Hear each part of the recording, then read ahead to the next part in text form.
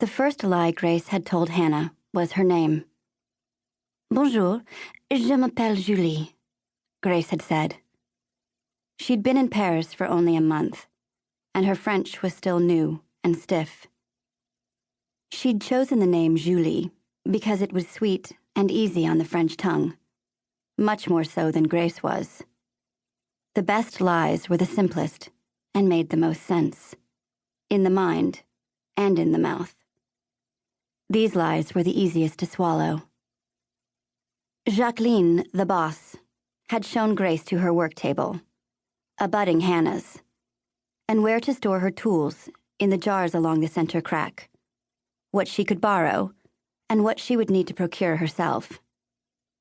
Hannah had reached out to cover a jar of picks and pliers.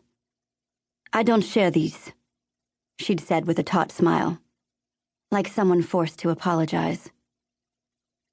When Grace sat down on her spinning stool a few minutes later, Hannah asked where she was from. Grace was so obviously American. "California," Grace said. Because most people already had ideas about California. They didn't ask you to explain it to them. Grace hated lying, got no joy from it. And this was how she knew she wasn't pathological. But California satisfied people so easily, even in Paris. Garland, Tennessee, where Grace was really from, was a confusing answer that only led to more questions. Tennessee, Hannah might have started. Elvis? Picno? Hillbillies? When Grace had lived in New York, everyone who asked her where she was from followed her answer with the same question. "What's that like?" As if her journey from somewhere as tiny and undistinguished as Garland had required a laborious transformation. As if getting from Garland to New York City had been some kind of pilgrimage to the first world. Grace had been in Paris for 2 years now, and she had been Julie from California since her arrival. Her life was conducted entirely in French, another kind of disguise.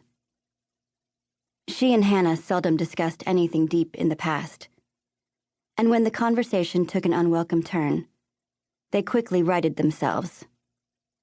Facing each other across their tables, they hunched over their antiques and talked of busted hinges and gouged veneer. Not sorrow or worry. Not home.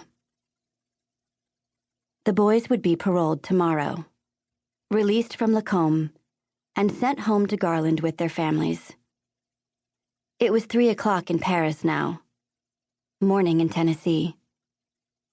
Riley and Alls would be eating their last breakfast of powdered eggs and sausage patties, doughy-faced guards planted behind them. Grace had always imagined them together, but she'd begun to imagine their lives without her so long ago that she often forgot how little she really knew. She didn't know a thing about their lives anymore. She hadn't spoken to them in more than 3 years, since before they were arrested for robbing the Wynn house. 3 years of imagined sausage breakfasts. He wouldn't come for her, she told herself. It had been too long. Grace had often felt like two people, always at odds. But when the boys had gone to prison, one Grace had stopped her life's clock. Now it had begun to tick again. She had no control of Riley now, what he would do, and where he would go. And these unknowns bred in her a private, shapeless dread. She'd left lies unleashed in Garland, and now she couldn't mind them.